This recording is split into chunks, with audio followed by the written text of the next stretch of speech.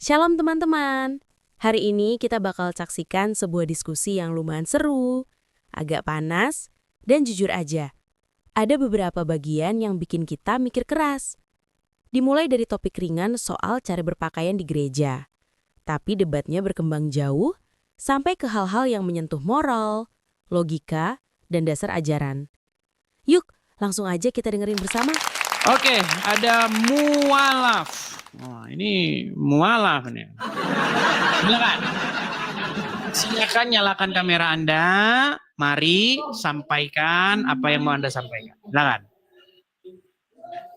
Oh, nah ini penggemar saya.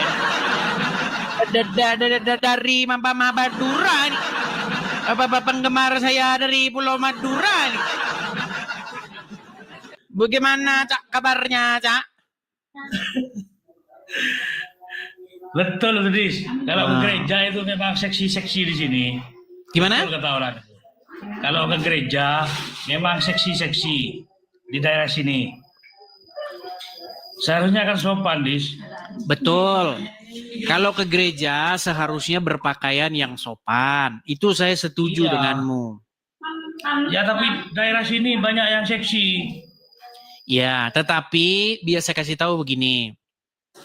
Sebenarnya kalau mau ke gereja itu harus berpakaian sopan.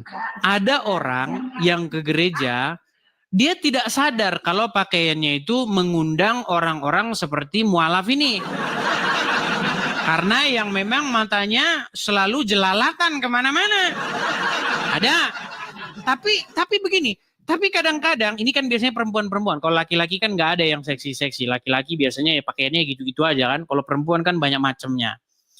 Kadang-kadang si perempuan tersebut dia tidak sadar bahwa pakaiannya itu mengundang orang-orang yang seperti mualaf ini.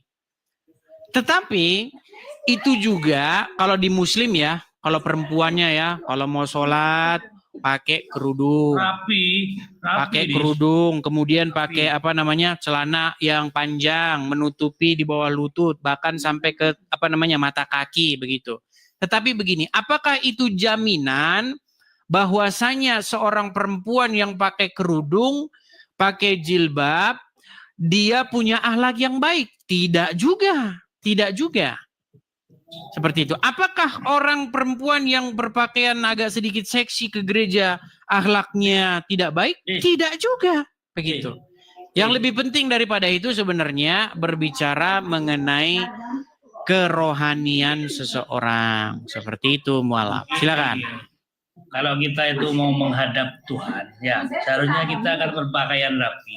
Kan begitu. Kalau itu saya Kalau setuju. sini tidak. Kalau mau ke gereja ada yang pakai rok mini itu. Ya, itu ada oknum-oknum seperti itu. Banyak sini, banyak. Tak video ya. Kalau hari ini. Boleh. Ya, tak video kan. Ya. Begini. Saya tidak membenarkan kalau misalnya ke gereja itu berpakaian seksi-seksi rok mini. Ya, kalaupun ada yang seperti itu jumlahnya sedikit saja. Di antara 100 paling cuma 3 orang begitu. Tapi apakah mereka itu pasti akhlaknya jelek? Belum tentu. Belum tentu juga. Kadang mereka tidak sadar. Karena mereka biasa kayak begitu. Mereka anggap itu biasa-biasa saja begitu. Tapi kalau Islam, kalau mau ke masjid yang jelas 100% sudah berpakaian rapi. Iya, di Indomaret juga banyak yang begitu.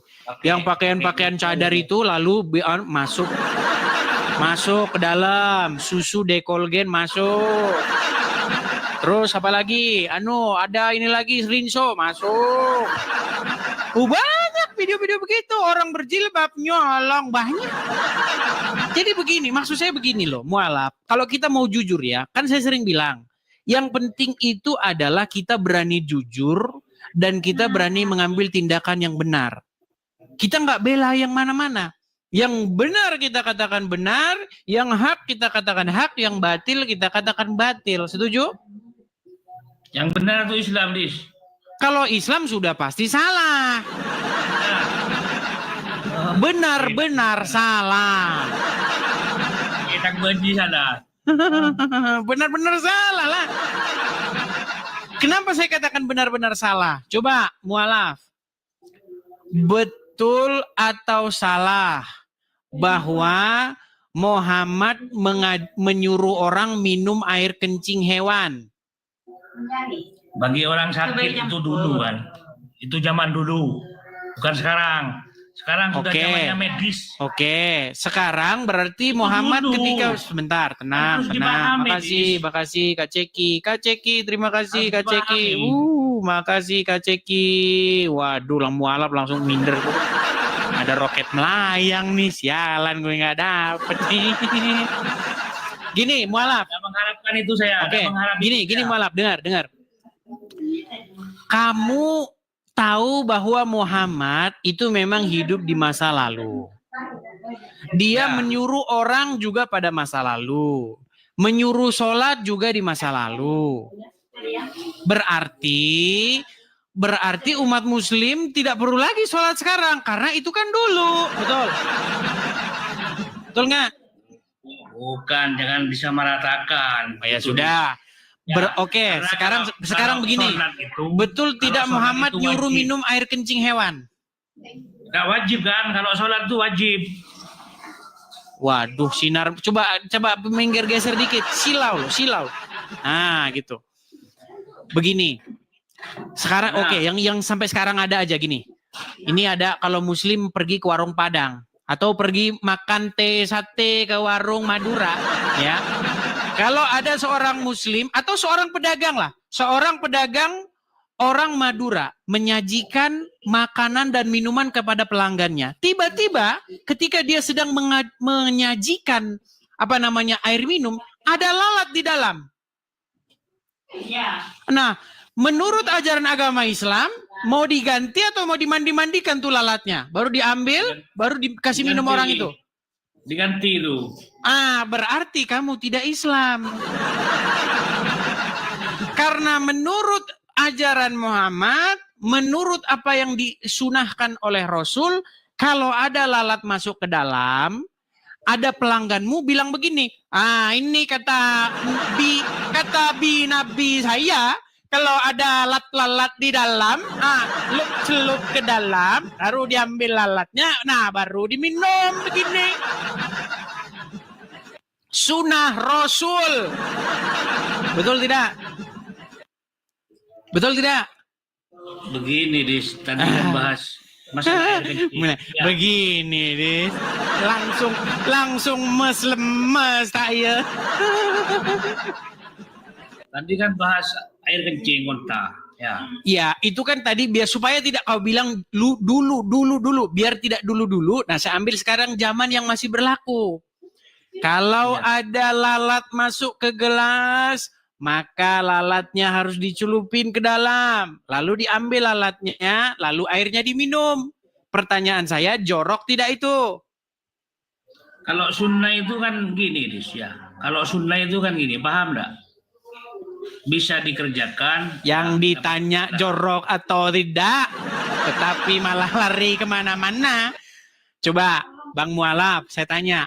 Menurut ajaran Muhammad, betul tidak yang demikian? Nggak tahu, saya kurang paham, Dis. Pura tidak tahu.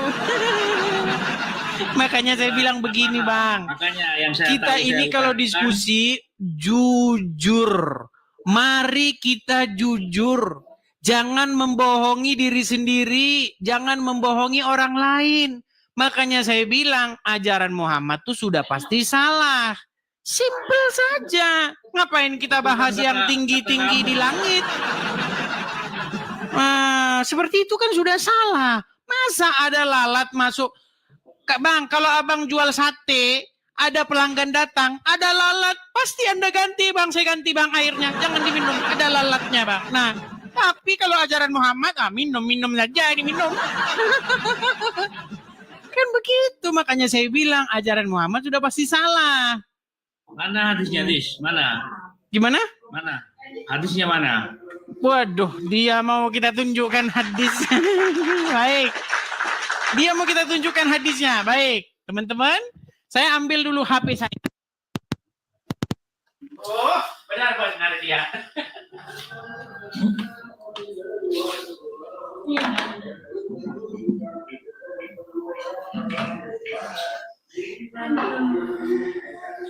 Kita tunjuk hadisnya ya.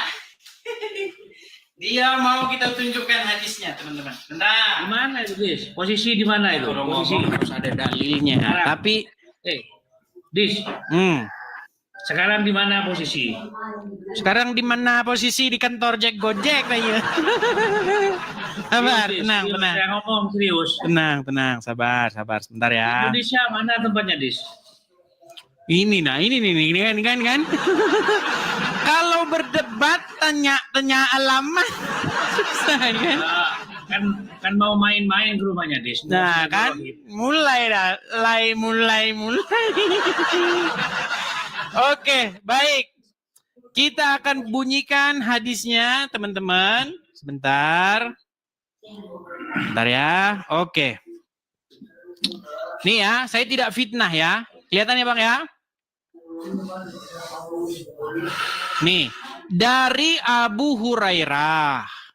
Ia berkata, Rasulullah Shallallahu Alaihi Wasallam bersabda, apabila lalat jatuh di minuman seseorang dari kamu, hendaklah ia tenggelamkan lalatnya itu, kemudian buang. Karena salah satu sayapnya terdapat penyakit dan sayap yang lainnya terdapat penawarnya. Nah, jadi kalau abang jualan sate di jalan, ada lalat, jangan diganti. Yang dibuang itu apanya? Barusan, yang jelas, Dis. Yang dibuang lalatnya. Nih, saya bilang nih, ulang lagi, perhatikan. Mana lalatnya? Mana? Perhatikan. Yang dibuang lalatnya mana? Oke, saya ini kan yang lebih jelas ya, sebentar. Memang mereka ini selalu saja mengingkari kebenaran. Sudah pun kebenaran kita beri, mereka masih terus mengingkarinya, saudara-saudara ya. Baik. Memang berat mereka ini ya. Mana, Dis? Indonesia mana? Saya mau main-main di rumah Anda, Dis. Nih, main-main ini. Sulit nih teman-teman. Oke, kita lihat lagi ya. Kelihatan ya? Kelihatan? Mana? Nih. Di dalam kitab nih ya, di dalam Sahih Muslim, Sahih Bukhari ya. Nomornya ini 3320. Dari Abu Hurairah. Rasulullah bersabda, apabila ada lalat jatuh ke dalam minuman salah seorang dari antara kalian, maka benamkanlah lalat itu, kemudian keluarkanlah. Sebab salah satu sayapnya ada penyakit, dan pada sayap yang lainnya ada obat penawar. Betul? Nah iya, betul. Nah iya, jadi kalau Anda jualan teh sate di jalan, ada lalat masuk minuman pelanggan, lah celup-celup mandi-mandi di situ lalatnya. Wah, bagaimana Anda memperlakukan pelanggan seperti itu? Bisa warung sate Anda bangkrut. Makanya saya bilang, Bang, bagaimana kita mau meneruskan mengikuti ajaran agama Islam kalau begitu? Makanya sudah saya bilang, tidak perlu yang tinggi-tinggi. Kita ini ambil yang simpel-simpel saja. Muhammad itu sudah sepatutnya, sudah sepantasnya dipensiunkan. Janganlah lagi menyerahkan diri kalian dipimpin, dituntun oleh Muhammad. Tetapi serahkanlah diri kalian dibimbing, dituntun oleh Yesus. Begitu. Ya. Gimana? Katamu saja. Bagaimana? Itu kan katamu saja. Kan walaupun kata saya, kan kita belajar dari apa yang kita baca. Betul? Kalau umat ini banyak yang mengikuti Anda, oh gila semua, Dis. Justru yang gila itu yang tadi itu, yang ada lalat-lalat dimasukin ke gelas, baru diminum. Itu yang saya bilang, orang gila yang di jalan-jalan itu, yang korek-korek itu. Ada lalat-lalat dimandi-mandiin sama dia. Tapi beginilah, begini. Saya mau Begini. silaturahim, Dis. Begini bro, begini. Kita ini kan sebenarnya sudah sering ngobrol panjang lebar, ya kan? Cuman saya belum melihat Anda ini mau mengambil satu langkah yang tegas. Begitu. Untuk apa? Untuk mengakui bahwa ajaran dari Muhammad ini memang salah. Masa lalat kok malah dimasuk-masukin ke minuman? Lalat itu kan kotor. Dia hinggap di tempat sampah, hinggap di nya atas apa. Masuk ke lalat kita, pastilah membawa penyakit. Begitu. Ya semoga Ya, Anda penyakitnya sadar lah Anda, ya. Dis. Jangan yang tinggi-tinggi lah Penyakitnya bahasan Anda. kita. Gimana? Penyakitnya Anda sendiri. Inilah teman-teman ya, begitu challenging kita sampaikan kepada orang muslim, mereka masih terus mengelak, mereka masih terus mengatakan yang bukan-bukan kepada kita. Padahal begini ya Bang ya, sebenarnya Al-Quran itu sudah menyuruh kalian untuk beriman kepada kitab sebelumnya, yaitu kitab Injil. Tetapi umat muslim saya katakan, mereka ketika baca Quran itu sambil koprol. Nah, kalau koprol sambil koprol begini ya terbalik. Harusnya yang dibaca, berimanlah kepada kitab yang sebelum Al-Quran, tapi gara-gara koprol, berimanlah kitab yang kepada sesudah Al-Quran. Nah itu, beriman kepada lalat-lalat itu tadi. Itulah akibatnya karena kalian membacanya sambil koprol. Kalau di agamamu ini hukumnya apa, Dis? Lari-lari, merokok itu tidak boleh karena di dalam agama Kristen tubuh kita ini adalah bait Tuhan yang sejati. Jadi badan kita ini adalah rumah Tuhan yang sejati. Jadi rumah Tuhan bukan di sono, bukan di Ka'bah, bukan di Yerusalem.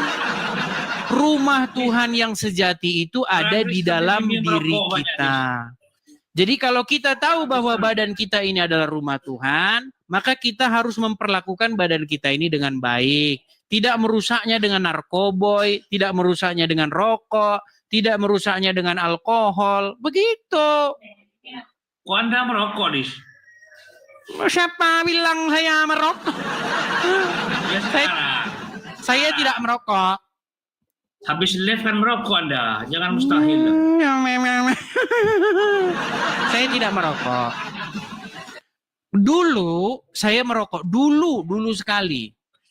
Kalau tidak salah saya berhenti merokok itu tahun 2012-an kurang lebih. Kemarin masih merokok. Kemarin masih merokok. Sungguh fitnah tak ya. Gini, kami kalau ke gereja, ya kalau ke gereja, itu kan orang-orang gereja itu tahu satu sama lain tuh. Atau teman-teman saya di sini tahu satu sama lain kegiatan saya. Saya tidak merokok. Begitu. Oke lah, itu kamu sudah kena peringatan tuh gara-gara tunjuk-tunjuk rokok. Bang Mualaf, cobalah ya, renungkan perkataan saya. Bertobatlah, tinggalkanlah Muhammad, dan jadilah pengikut Tuhan Yesus. Nah kan, dia begitu, dikasih tahu begitu. Tapi biarlah waktu yang menjawab.